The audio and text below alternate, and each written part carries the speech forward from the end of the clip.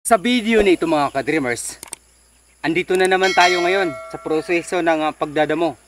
Itong area na ito para sa ating saging plantation, yung realignment. So dito tayo ngayon sa riverside para magpunla po tayo ng saging nang maproteksyonan yung ating mga lupa dumoos-os. At the same time, meron na po tayong niyog dyan. Kaya lang dahil sa umaalagwa yung mga damo, ay halos din na natin makikita. At ngayon ililigtas natin yung ating mga puno ng niyog na ipinunla sa mapaniil na damo na ito. Simulan natin sa pamamagitan nito, saka natin dipdipin gamit yung lagaraw.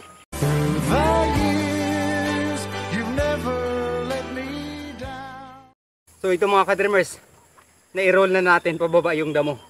Tapos susunod natin yan hanggang sa malinis natin yan, hanggang doon sa boundary na yan, para sa ating saging farm plantation.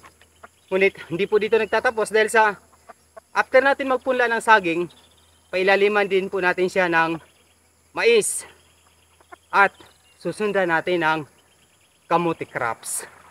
Mabisang paraan sa tatanim iba't ibang crops.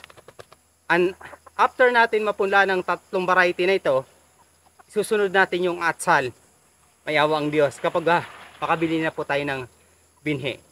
Pero sa ngayon, dahil sa nagsisimula pa tayo sa mga simpleng crops muna tayo, dadako.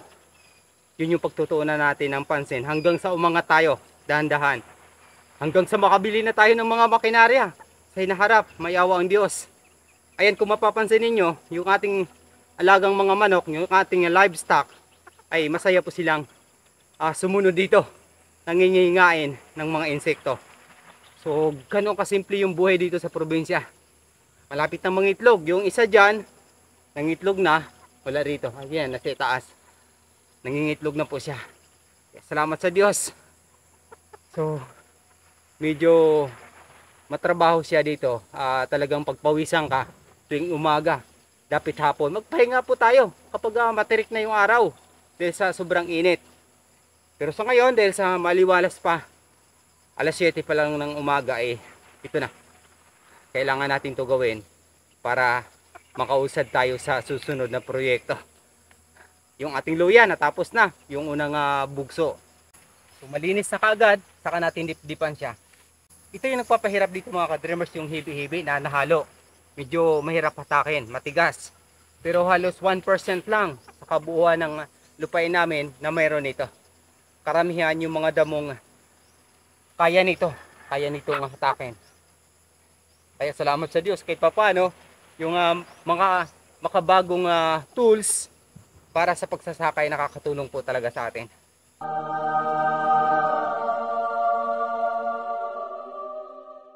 At yung damo na to mga ka-dreamers, kailangan manatili dito dahil sa nasa riverside po tayo para maproteksyonan yung lupa dumoos-os. Ito yung haharang. At pagkaraan nito mga ka-dreamers, punlaan din natin siya ng mga iba't ibang pananim na mas madali mabuhay at mas marami yung ugat na mild lang para maproteksyonan yung ating lupa. So mayroon tayong isang inihandang damo doon, yan yung narito banda, yun yung himay-himayin natin, saka natin ihilera dito para sasahurin yung lupa na dumuos-os. Kaya salamat sa Diyos, thank you Lord. At yung area na ito mga ka-dreamers ay di naman talaga naabot ng baha kaagad kapag hindi naman ganong kalakihan.